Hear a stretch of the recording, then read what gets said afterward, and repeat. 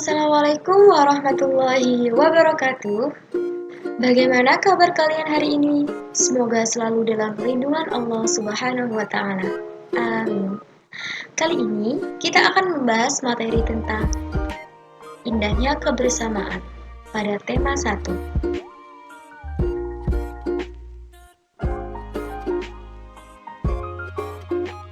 Sebelum memasuki materi, perkenalkan terlebih dahulu nama saya Alvina Damayanti dengan NIM 191400056 dari kelas PGMIB 2019.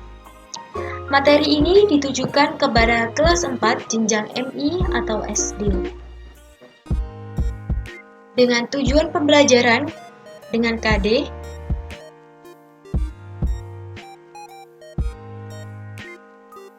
dan tujuan pembelajaran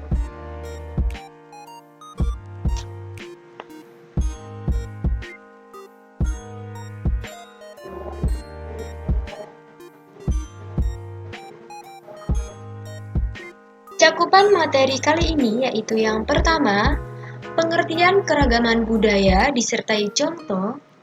Kedua, keberagaman budaya daerah salah satu daerah di Indonesia yaitu Jawa Timur. Ketiga, macam-macam keberagaman budaya Indonesia yaitu tari daerah, makanan daerah, alat musik daerah yang ada di Indonesia. Dan yang terakhir, menyikapi keberagaman budaya, macam-macam sikap dalam menghargai perbedaan.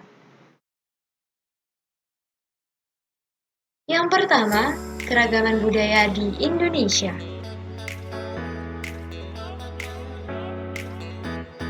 Keberagaman adalah suatu kondisi dalam masyarakat di mana terdapat perbedaan-perbedaan dalam berbagai bidang, terutama suku bangsa, ras, agama, ideologi, dan budaya. Keragaman dalam masyarakat adalah sebuah keadaan yang menunjukkan perbedaan yang cukup banyak macam atau jenisnya dalam masyarakat. Indonesia mempunyai keragaman sosial budaya yang sangat tinggi. Menurut Badan Pusat Statistik atau BPS Indonesia, jumlah suku yang ada saat ini adalah 1.128 suku bangsa loh. Jumlah sebanyak itu antara lain disebabkan oleh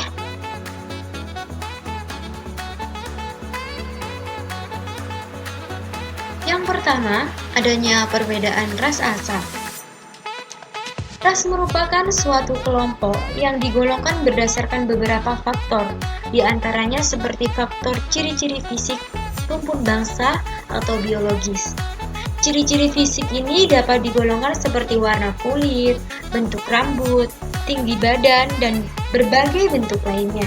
Hal tersebut dapat terlihat secara langsung berdasarkan penampilan fisiknya. Yang kedua, perbedaan lingkungan geografis.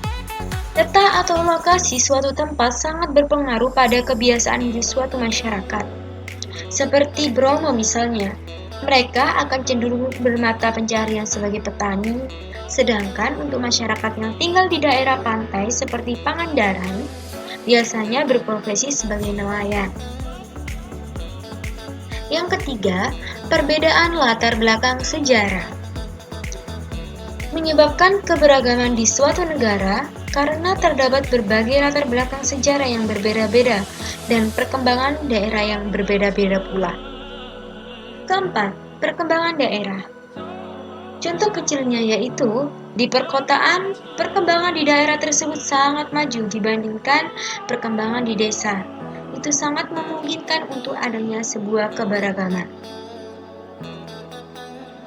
Yang kelima, perbedaan agama atau kepercayaan. Sudah kita ketahui semuanya bahwasannya di Indonesia mempunyai banyak sekali agama, dari agama Islam, Kristen, Katolik, Hindu, Buddha, dan Konghucu.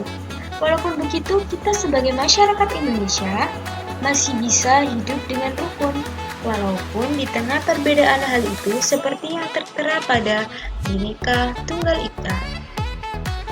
Dan yang terakhir adalah kemampuan adaptasi atau menyesuaikan diri.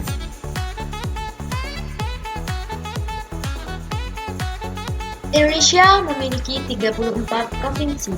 Dengan demikian, hal tersebut mempengaruhi budaya yang ada di Indonesia.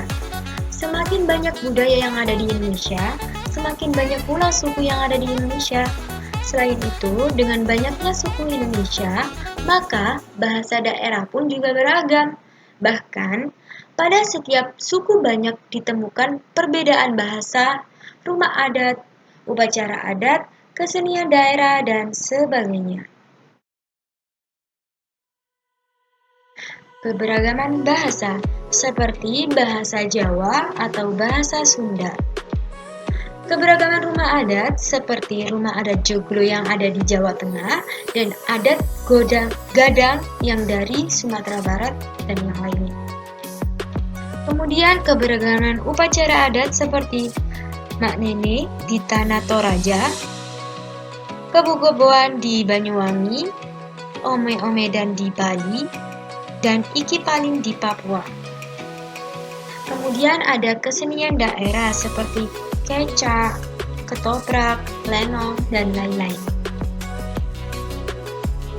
Kedua, keberagaman daerah khususnya di Jawa Timur. Kekhasan daerah Jawa Timur itu sangat banyak ya. Ada pakaian dan rumah. Sama halnya dengan pakaian dan rumah adat khas yang ada di Yogyakarta.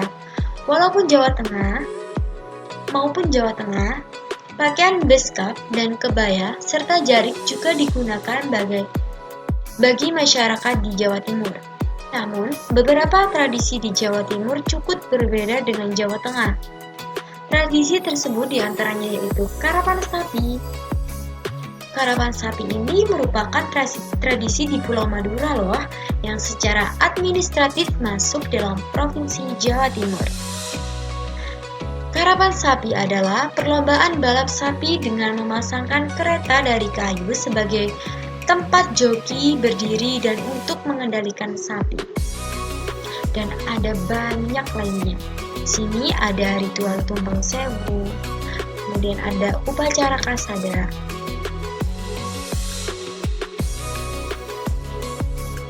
Jawa Timur juga memiliki kesenian khas seperti jaranan tiban, karawitan, reok tulungagung, dan ketoprak. Bahasa yang digunakan di Jawa Timur tentunya bahasa Jawa. Bahasa Jawa yang digunakan pada umumnya yaitu bahasa Jawa alus, sama persis dengan bahasa Jawa yang biasa digunakan oleh masyarakat Jawa Tengah dan Yogyakarta. Jawa Timur memiliki berbagai kerajinan khas yaitu batik, kerajinan dari kulit hewan, dan kerajinan dari ijuk seperti keset, sapu, dan yang lainnya. Untuk makanan khas di Jawa Timur ini sangat terkenal yaitu dengan tape bakar, opak rambak, sompel tulungagung, jenang abang, sambal tumpang, dan pecel yang berisi sayur-sayuran. Ketiga yaitu macam-macam keberagaman budaya Indonesia. Di sini ada tari daerah, makanan khas daerah, dan alat musik daerah. Yang pertama yaitu tari daerah. Untuk Provinsi Nangro Aceh Darussalam, yaitu contoh tariannya yaitu tari Seudat. Kemudian untuk Sumatera Utara dengan contoh tarian Serampang 12.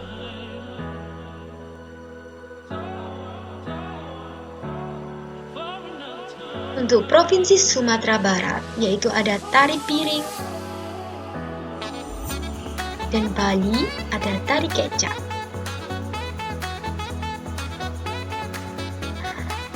Sekarang kita memasuki makanan khas daerah.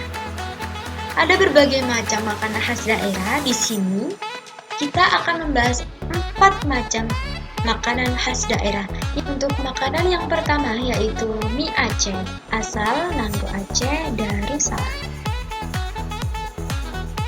Ciri khas dari mie Aceh adalah rasanya pedas karena rempah, menggunakan mie kuning tebal dan daging sapi, kambing, udang, dan sebagai tambahan, jintan adalah rempah yang berasal dari Indonesia. Yang kedua ada rendang dari Sumatera Barat. Ciri khasnya adalah santan dan rempah sudah mengeluarkan minyak, kuah berwarna kemerahan serta lebih kental dan berminyak daripada gulai. Untuk informasi, rendang merupakan makanan yang terenak di dunia. Kemudian yang ketiga adalah kerak telur asal DKI Jakarta. Ciri khasnya dari daerah Betawi yaitu di atas kerak telur diberi kelapa parut yang dicampur kunyit dan bumbu lainnya atau berbentuk serundeng. Dan makanan yang terakhir yaitu gudeg dari daerah istimewa Yogyakarta. Gudeg, makanan yang berbahan dasar nangka muda, rasa asli gudeg sebenarnya manis. Hal ini yang kadang tidak cocok di lidah orang luar Jawa. Namun, cita rasa manisnya gudeg lebih nikmat jika dimakan dengan nasi pulen, sambal goreng krecek, dan gurihnya kuah opor ayam serta tambahan telur, tahu, atau tempe bacem. Teman-teman, nanti jika ada waktu harus mencoba kuliner khas daerah ini ya. Kemudian alat musik daerah yang pertama, angklung dari Jawa Barat, dimainkan dengan cara digoyang-goyang sehingga angklung akan menghasilkan bunyi. Kemudian fluit dari Maluku yang berbentuk seperti seruling. Kemudian aramba dari Nias, dimainkan dengan cara dipukul dengan menggunakan suatu alat yang terbuat dari kayu dan dibentuk sedemikian rupa. Kemudian ada arumba dari Jawa Barat. Alat musik tradisional yang memiliki 3 ruas ini didekatkan ke mulut. Kemudian salah satu sisinya dipukul dengan jari tangan untuk menghasilkan resonansi suara. Kemudian ada atowa dari Jawa Barat. Kemudian ada atowa dari Papua. Atowa dimainkan dengan menggunakan 2 tangan. Tangan yang satu memegang atowa dan satunya menabuh dengan menggunakan teknik pukulan yang dikuasai untuk menciptakan sebuah irama. Keempat, menyikapi keberagaman budaya di Indonesia.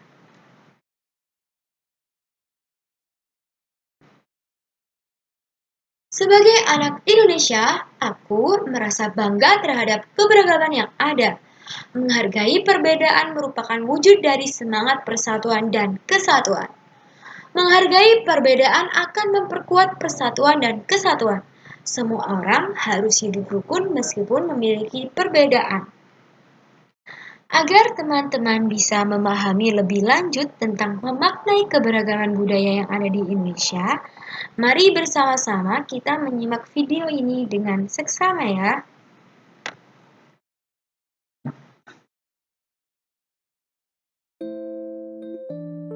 Di mata dunia, Indonesia dikenal luas akan keanekaragamannya. Beragam suku bangsa, budaya, agama, ras, dan bahasa saling berbaur jadi satu. Persatuan di tengah perbedaan inilah yang menjadi ciri khas bangsa Indonesia sejak dulu.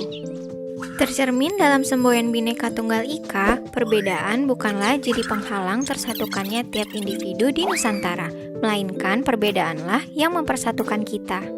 Namun realitanya, isu perpecahan dan intoleransi yang kian marak jadi faktor pemecah belah keutuhan suatu bangsa. Belakangan ini, negeri kita tercinta dihantam berbagai permasalahan internal, terutama soal integrasi nasional. Kurangnya sikap toleransi jadi pemercik utama rusaknya kerukunan antar sesama. Beragam tindakan-tindakan negatif, mulai dari penyebaran pesan intoleran, isu berbau rasisme, hingga ujaran kebencian kian berkembang pesat di sekitaran masyarakat. Akibatnya, berbagai konflik internal pun muncul, dan hal tersebut lantas memicu terjadinya pergesekan antara kelompok mayoritas kepada minoritas. Sikap merasa paling benar dan main hakim sendiri lambat laun berujung pada tindakan kekerasan dan vandalisme. Bayangkan jika seandainya posisi kita berada di lingkaran minoritas, besar kemungkinan bisa saja kita diperlakukan secara diskriminatif. Pada dasarnya, intoleransi tidak hanya terbatas pada sikap membenci perbedaan pandangan pribadi saja.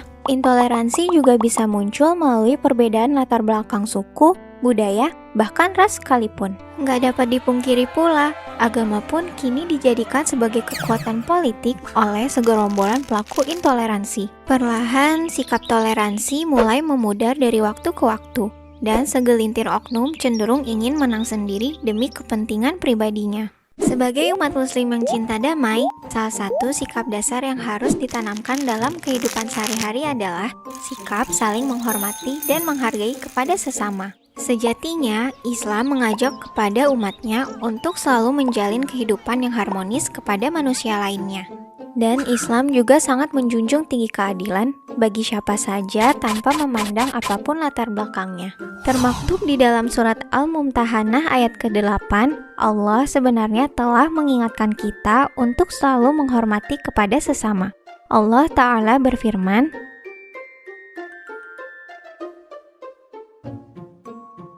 dari uraian tersebut dapat ditafsirkan bahwasanya Allah tidak melarang umat Islam dalam berbuat kebaikan, menyambung silaturahmi, hingga berbuat adil kepada orang-orang di luar Islam, selama mereka tidak memerangi kita karena agama. Dari hadis Bukhari, suatu waktu Rasulullah Shallallahu Alaihi Wasallam pernah ditanya, agama manakah yang paling dicintai oleh Allah? Maka beliau menjawab, Al-Hanifiyah As-Samhah, yang lurus lagi toleran. As-Samhah berasal dari kata tasamuh, yang merujuk pada makna toleransi. Hadis tersebut sering digunakan sebagai rujukan Islam untuk mendukung sikap toleransi. Dengan berpegang teguh pada nilai-nilai Pancasila, kita seharusnya dapat meningkatkan rasa persaudaraan kepada antar sesama. Mencegah perpecahan akibat perbedaan adalah tugas kita semua sebagai warga negara Indonesia demi menjaga keutuhan bangsa. Hal tersebut dapat diwujudkan dengan menerapkan sikap toleransi di dalam kehidupan sehari-hari sedari dini. Hal-hal sederhana seperti membimbing anak-anak untuk menghormati pendapat orang lain, hingga mengajarkan mereka untuk tidak mendiskriminasi suku, agama, dan ras dalam pergaulan adalah sebagian contoh sikap toleransi. Selain itu, kita juga bisa memulainya dengan membuka pikiran untuk lebih saling menghargai dan menerima perbedaan yang ada. Bukankah manusia itu diciptakan berbeda-beda dengan segala keunikannya? Terlebih di Indonesia memiliki beragam suku, adat, dan ras yang heterogen. Maka sudah saatnya kita bersatu padu tanpa sekat. Terima kasih, tunggu video. Setelah kita belajar tentang materi yang sudah kita pelajari, agar kita dapat lebih memahami tentang materi tersebut, mari kita menjawab pertanyaan-pertanyaan ini dengan baik dan benar. Untuk soal yang pertama, apa yang kamu ketahui tentang keberagaman budaya Indonesia? Jelaskan dengan bahasamu sendiri disertai contoh yang relevan. Soal yang kedua, sebutkan 5 macam kebudayaan yang ada di daerah asal teman kelas kalian. Temukan jawabannya melalui wawancara teman sebaya. Soal ketiga, bagaimana menyikapi tentang adanya macam-macam keberagaman yang ada di Indonesia berdasarkan video yang sudah disajikan. Pertanyaan keempat, tuliskan informasi yang kamu ketahui tentang macam-macam keberagaman yang ada di Jawa Timur. Untuk soal kelima, jika kalian terlahir dari keluarga suku Nias dan pada saat dewasa, kalian bersekolah di daerah yang notabene masyarakat suku Jawa. Sikap sosial apa yang tepat untuk menyikapi agar kalian bisa diterima dan menerima keberagaman suku tersebut? Paparkan dengan bahasamu sendiri dengan jelas. Baik, itulah materi yang bisa saya sampaikan. Kurang lebihnya saya mohon maaf dan terima kasih. Wassalamualaikum warahmatullahi wabarakatuh.